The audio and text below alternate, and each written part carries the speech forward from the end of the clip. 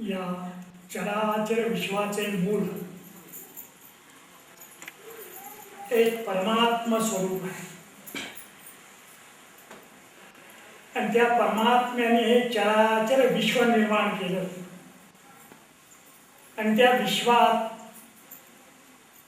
चार खाणी चार वाणी,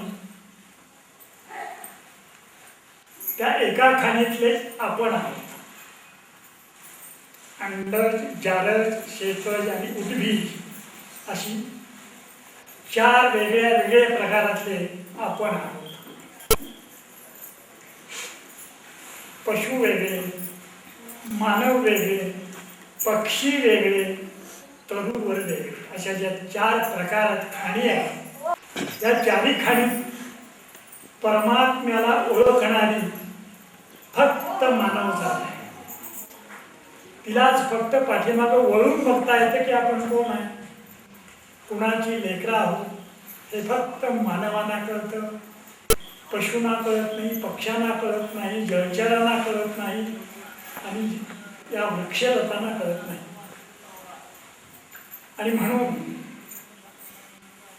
परमार्थ का करावा तर त्या परमेश्वराच्या प्राप्तीकरता परमार्थ करावा. मग परमार्थ करण्याकरता सुलभ काय आहे? नामस्मरण आहे, भजन आहे, पूजन आहे, योग याग आहे, ज्ञान मार्ग आहे. कर्ममार्ग, भक्ती मार्ग, ज्ञान मार्ग, योग मार्ग हे मार्ग आहेत.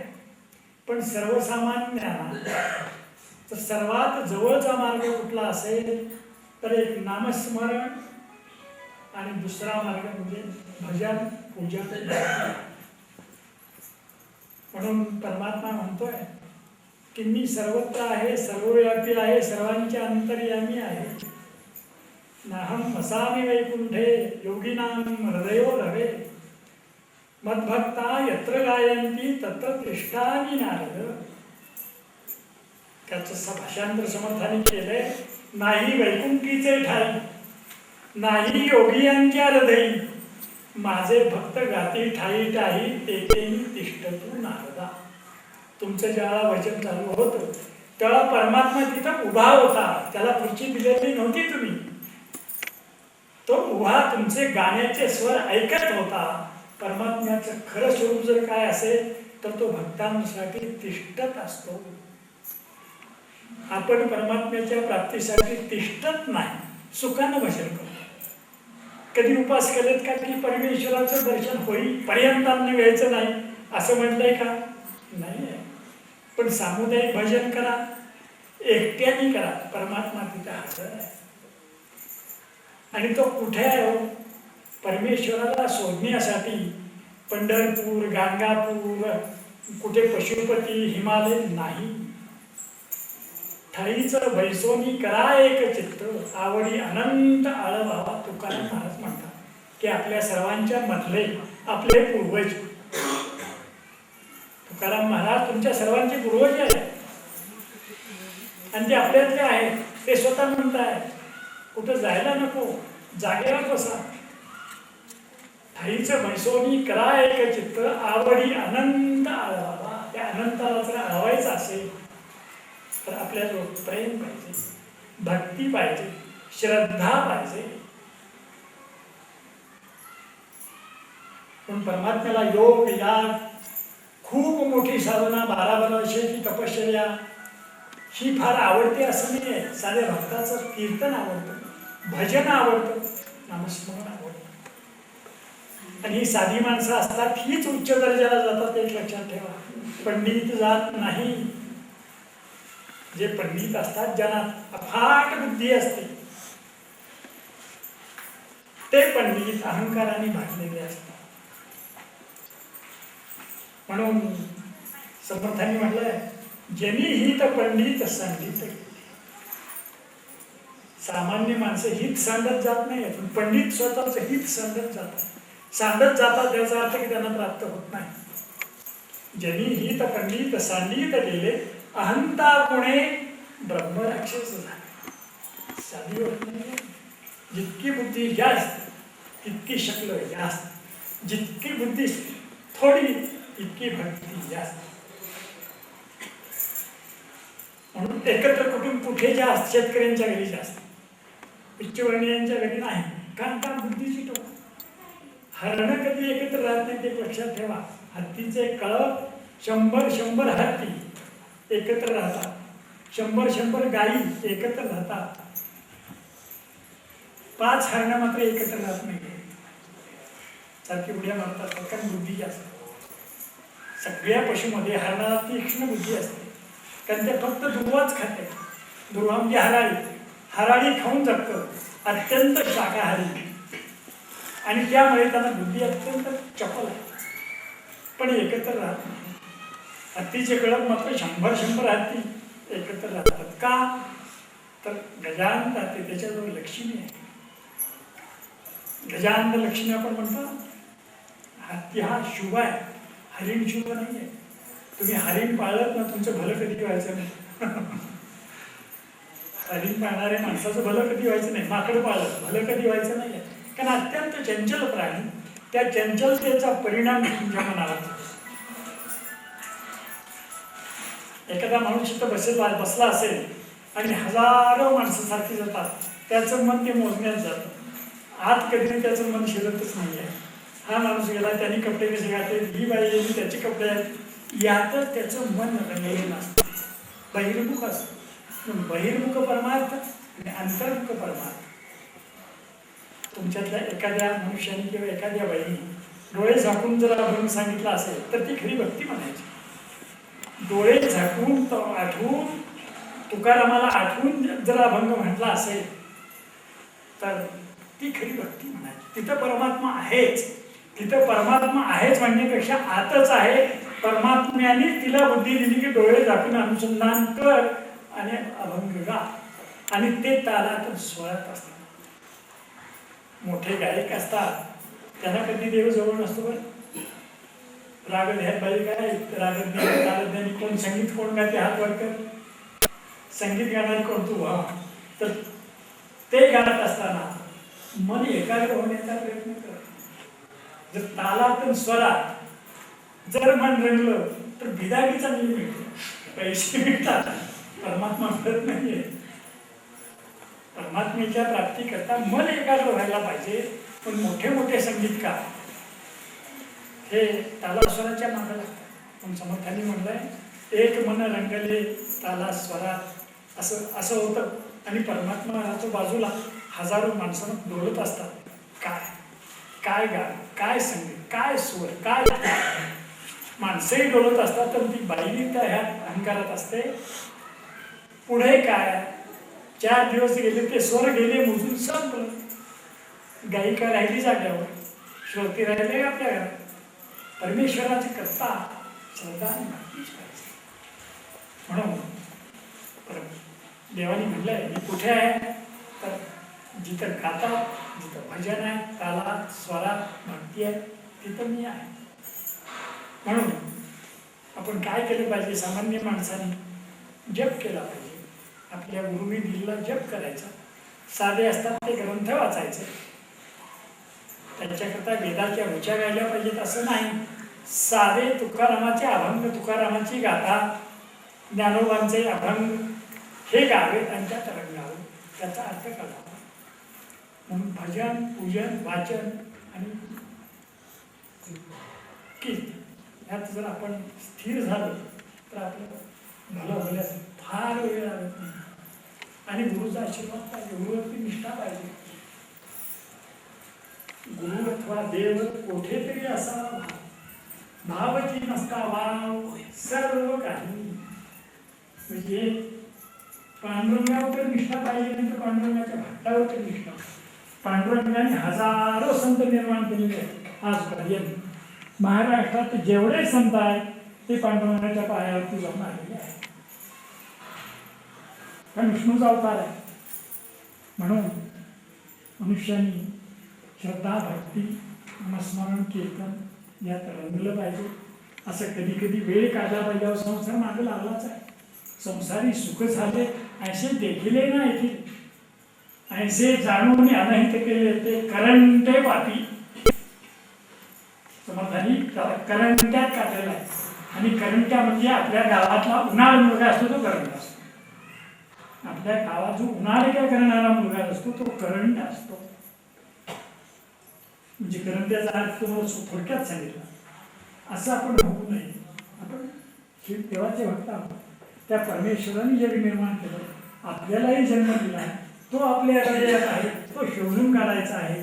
तो बालाजीला गेला तरी मिळतो, हिमालयात गेला तरी मिळतो नाही. आपल्या तुकारामाने सांगितलं, ठाईचं वैसून करा एकच चित्त, आवडी अनंत व्हावा. म्हणून परमेश्वराच्या प्राप्ती करतात की सुलभ साधन आहे ती करावी आणि सामान्यांनी त्याचा फायदा घ्यावा. पंडितांच्या नादी लागू नये, विद्वानांच्या नादी लागू नये. कारण आपल्या बुद्धीची पातळी जी आहे त्याच पातळीवरून जातो. म्हणून रस्त्यावर सुद्धा 4 ट्रॅक आहेत, फास्ट, मध्यम, स्लो. आपल्याला कुठल्या ट्रॅकवर वाटचाल करायची आपण ठरवायला पाहिजे. आपण चालत जायचं का सायकलवरून जायचं का 200च्या स्पीडवरून जाऊन खटत जायचं कळलं पाहिजे. आपल्या बुद्धीची लायकी, आपल्या बुद्धीचा तौल सांभाळून परमार्थ करावा. मोठ्यांच्या हार लावून. गुरु मोठे असावे पण गुरुंचा जसाच्या तसा शो करायचा नाही. त्यांच्यापेक्षा चांगलं तेवढं घ्यायचं. आपण अगदी साधी गोष्ट सांगतो, जेवणातलं चांगलं आपण जास्त खातो. जेवणात चांगला पदार्थ आपल्या आवडीचा जो असतो तो आपण जास्त खातो. का खातो? मनाला आवडतो. मग मनाला परमात्माच आवडला पाहिजे का? काही माणसाला जेवणातलं लोणचंच आवडतं आणि त्याची प्रकृतीच अशी असते की आंबट तिखट खायचं आणि त्याला लोणचं आवडतं. म्हणून तो मागून घेऊन लोणचं खातो. इकडे श्रीखंड असेल तर श्रीखंडाकडे बोलत नाही. पण श्रीखंड खाणे असतात ते लोणच्याकडे बोलत नाही, कारण त्याच्या आवडीचा विषय असतो. आता ही मुलगी गाती आहे, काही राग आहेत गाण्यातले, यमन कल्याण, कल्याण, कंस, माल कंस वगैरे. तिला जो आवडेल तो त्याच्यावरती घटन करणार. बरोबर ना? तुला कुठला आवडतो? तुला कुठला आवडतो राग आहे का? कल्याण पण कल्याण. म्हणजे काही गायकांची मास्टरी असते, त्या रागावरती मास्टरी असते. त्या बहिणींमध्ये आमटी करण्याची मास्टरी एखाद्या बहिणीकडे असते. काहींची फुलके करण्यात मास्टरी असते, पण ते कुठेतरी मास्टरी असावी लागते. कुठल्या तरी कामात मास्टरी असेल. तसं परमार्थ करायचं असेल तर या सगळ्याचा अभ्यास करायचा आणि नामस्मरण सोडायचं नाही, श्रद्धा सोडायची नाही, भक्ती सोडायची नाही. एक देव आहे, तो हृदयात आहे. म्हणून नाम वसान वैकुंठे योगी नाम हृदय मद भक्ता यत्र गायंती तत्वपिष्टानी नारद. तुमच्या ह्या सगळ्या कार्यक्रमात परमात्म्याचं अस्तित्व आहे असं ग्रहित धरून पुन्हा पुन्हा असे कार्यक्रम करीत जा अशी सदिच्छा व्यक्त करतो.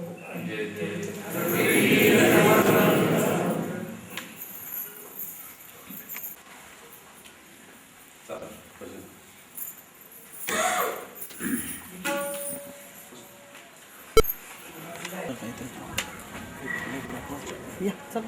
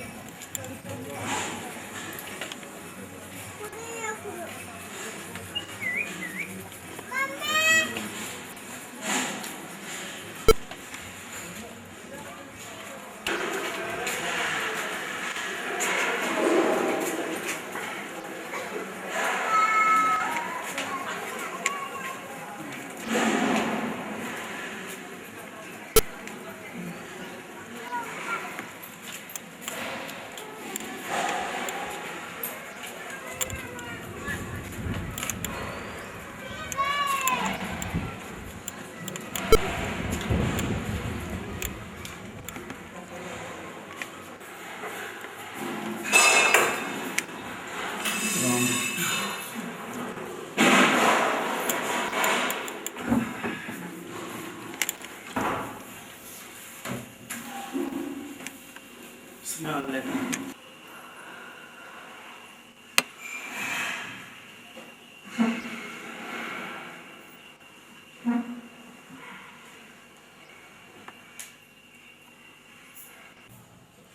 विसरल्याशिवाय साक्षात्कार नाही, देह विसरल्याशिवाय साक्षात्कार नाही. मग कुठे होतो तर आताच. साक्षात्काराचं स्थान अंतरात आहे, म्हणून देव अंतरात आहे म्हणून साक्षात्कार अंतरात. साक्षात्कार बाहेर कुठे झाला असं नाही.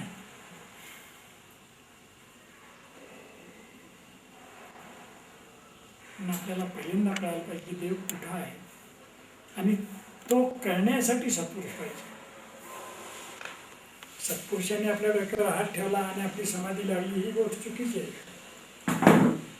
सत्पुरुष आशीर्वाद देतात, पण प्रयत्न आपले आहेत. प्रयत्न आपले आहेत. सत्पुरुषांच्या पाठीमागे 1000 माणसं असतात, पण 1000 शिष्य काय सगळे तयार होतात का? नाही. जो आत प्रयत्न करतो स्वतः त्याचं भलं होतं.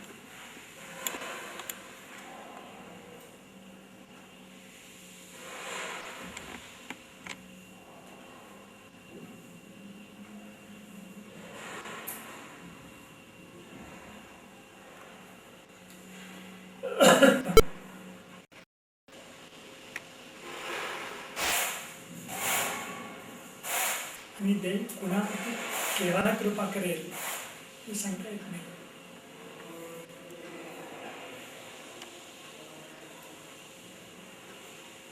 नदीचंच पाणी स्वच्छ का असतं? ते सतत वाहत असतं ना. डबक्यातलं पाणी कधीही स्वच्छ नसतं. डबक्यातल्या पाण्यात कुठले तरी किडे असतात, जंतू, नारूचे जंतू असतील आणि कसे तरी असतील, कशा तरी असतील, कळत खोकला काही ते साचलेलं आहे. वाहत्या पाण्याला जंतू हा विषय नाही, सारखं घर्षण होतं, इलेक्ट्रिक तयार होते. तशा आपली उद्दिष्ट सारखी सतत अभ्यासात पाहिजे. ज्या डॉक्टरांचं खूप प्रॅक्टिस आहे त्या डॉक्टरला काय आठवावं लागत नाही. हा रोगी आला की त्याचे औषधं आठवावी लागत नाही, सहजगत्या ते डोक्यात सगळं तयारच असतं. तसं साधकाच्या डोक्यात सतत उपासना उपासना उपासना. समर्थाने एका ओळीत म्हणतो, उपासकाशी सूचना उपासना उपासना. समर्थ म्हणतात माझी तुम्हाला सूचना आहे, उपासना करा. वेळ कशा करता सोडलाय? देवा करता सोडलं. मग देव कशाने भेटतो? उपासनेने भेटतो. मग उपासना. संतांच्या भोवताली खायला चांगलं मिळतं म्हणून गोळगा करून राहायचं ही उपासना नाही. संतांच्या सानिध्यात ते काय बोलतं, प्रत्येक शब्दाचा अर्थ काय आहे, त्यांना कसं वागतात, त्यांची दिनचर्या कशी आहे, ते कसे निस्संग आहेत, ते किती अंतर्मुख आहेत, ते किती सगळे व्यवधान असून आनंदात आहेत, हे शोधलं पाहिजे आणि तसं होण्याचा प्रयत्न केला पाहिजे. सत्पुरुषांच्या संगतीत राहताना अत्यंत दक्ष माणूस असतो, त्याला काहीतरी मिळतं. अन्यथा बाकीच्यांना लाडू मिळतात, श्रीखंड मिळतं, खायला प्यायला मिळतं, मजा मारायला मिळते, पण बौद्धिक मिळत नाही. बौद्धिक मिळतं तर दक्ष असणाऱ्या माणसांनाच मिळतं. म्हणून समर्थाने म्हणले, सावध साक्षेपी दक्ष तयास तत्काळचे मोक्ष, इतराची ते अलक्ष नवचे कदा. इतरांना ते मिळत नाही. इतर ही बाजारी असतात. भाजीपाल्याचा व्यापार करून कोणी कोट्याधीश झालाय का? कांदे बटाटे विकून कोणी लोक कोट्याधीश झालाय का? पोट भरेल. कोट्याधीश व्हायचं असेल तर तुम्हाला त्यातला हिशोब कळला पाहिजे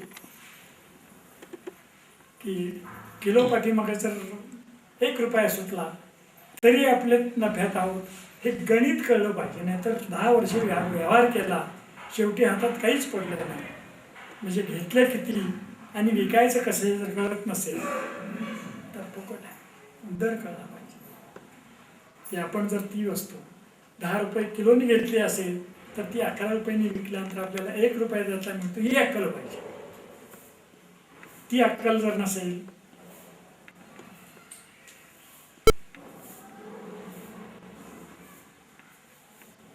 म्हणले, अक्कले म्हणून व्यापार केला तो घसरतशी गेला. अक्कल नसताना जर व्यापार केला तर तो घसरत जाणार. म्हणून अक्कल पाहिजे. अक्कल याचा अर्थ बुद्धी. अक्कल म्हणजे बाहेर काही वाईट शब्द नाही. अक्कल म्हणजे कुशाग्र बुद्धी, कुशल बुद्धी. म्हणून आपण म्हणतो ना या माणसाला अक्कल जास्त आहे. अक्कल आहे याचा अर्थ बुद्धी जास्त. मग नुसती बुद्धी जी असते का नाही, कुशल बुद्धी, निवाडा काढण्याची बुद्धी, हा त्याचा अर्थ.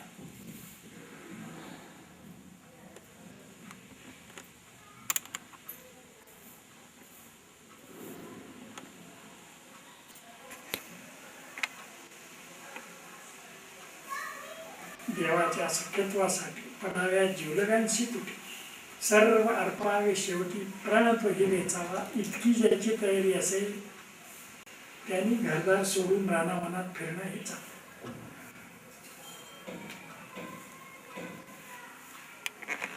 आणि प्रत्येकाच्या परमार्थाची एक ठेवण वेगळी, कारण त्याला अनुकूलता आणि अनानुकूलता हे दोन प्रकार आहेत. एकनाथाच्या परमार्थाला, एकनाथ महाराजांच्या अनुकूलता भरपूर आहे.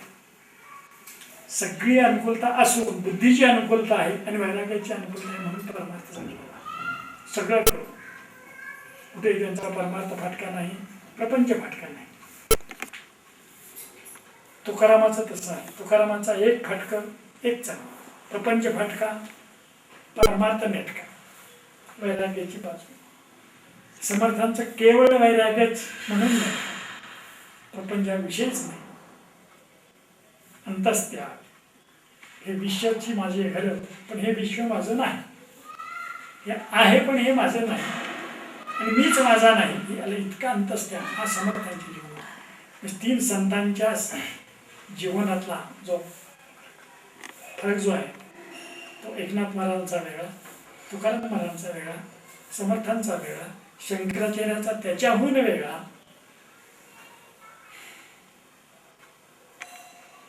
आणि परमार्थ करता येतो ज्या अनुकूल परिस्थितीत असतो, त्या अनुकूल परिस्थितीतच करायचं असतं.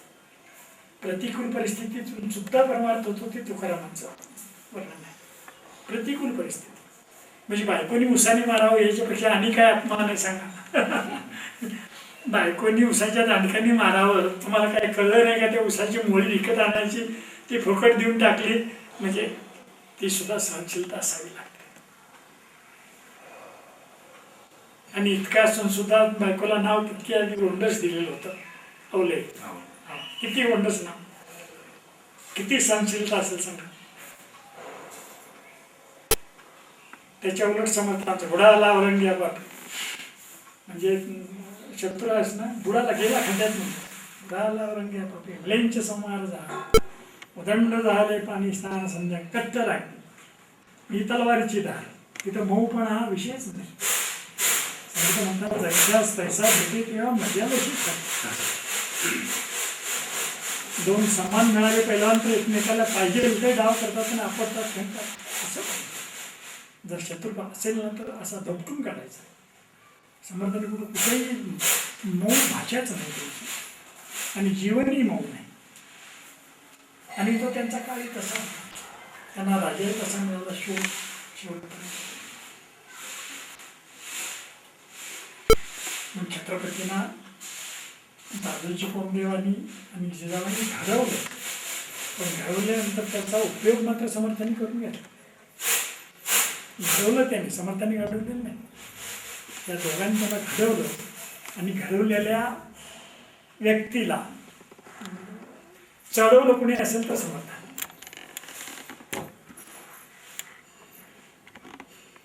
अफजल खानला जे पत्र लिहिलं, काय पत्र लिहिलं, त्या पत्रावरून लगेच कळतं की हा ह्याचा परामर्श घे, नरम जाऊ नको. हा त्याचा त्या आद्य अक्षरांचा जो हे अर्थ असाच आहे. खानाला फाडून काढ, आणि फाडूनच काढ. म्हणजे ही जी गुरुची हिंमत असते ती सुद्धा शिष्यांनी मानली आणि तशी केली. काम फत्ते झालं. मग छत्रपतींना 4-5 पत्र आहेत एकंदर. त्यात असा सगळा उद्देश आहे तो असा धार्मिकतेचा आहे. तू मोठा हो, उत्तम करूया.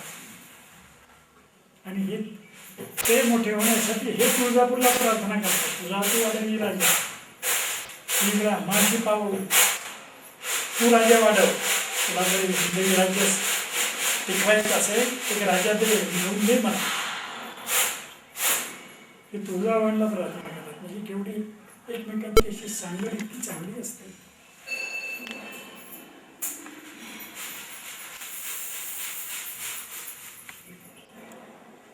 पण भारतीय हिंदू धर्म हा अमर आहे.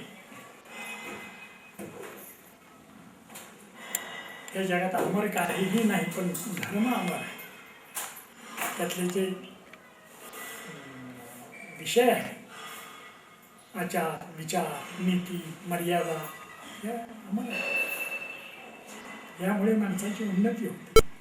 हे सगळे साधू जे अमर झाले, मृत्यूवरती विजय मिळवला, हे सद्गुणांनीच मिळवला. सद्गुणामुळे त्यांना विजय मिळाला, कारण त्याला विजय मिळवता येत नाही.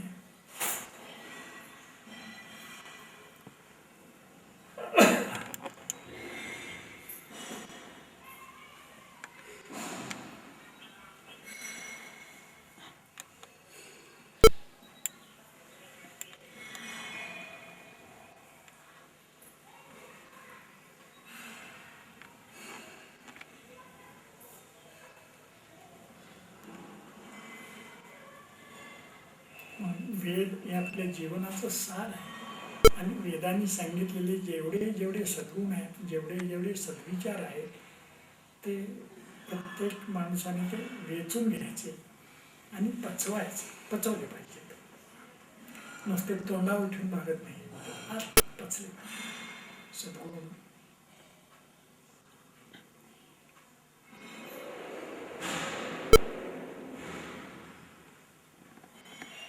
आणि सद्गुण पचवल्याशिवाय पंचदोषातून माणूस सुटत नाही. पंचदोष हे पंचदोष प्रत्येक सामान्य माणसाने सुद्धा घेऊन टाकतो.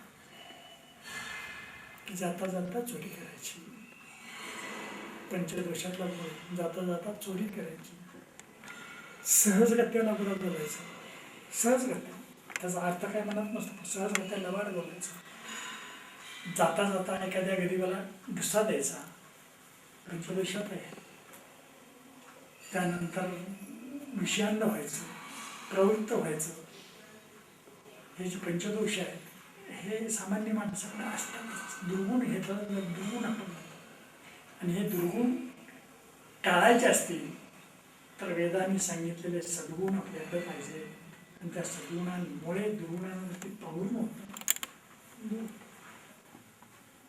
तरी साधे साधे लबाड म्हणून हा विशेष माणसाचा आजकाल तर मिळतो. जाता जाता एखादी वस्तू आता रस्त्यात पडलेलं पाकिट, तुझा काही संबंध आहे का?